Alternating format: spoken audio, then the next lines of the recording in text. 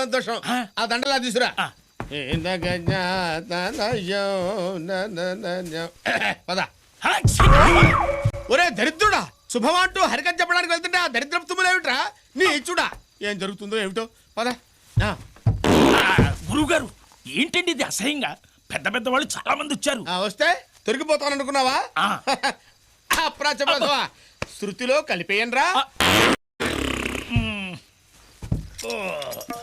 ఓం నమ శివాయ. హర హర మహాదేవ శంభో శంకర మహిమాం.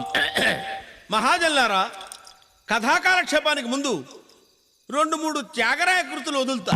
ఒకటి సరిపోతుందేమో.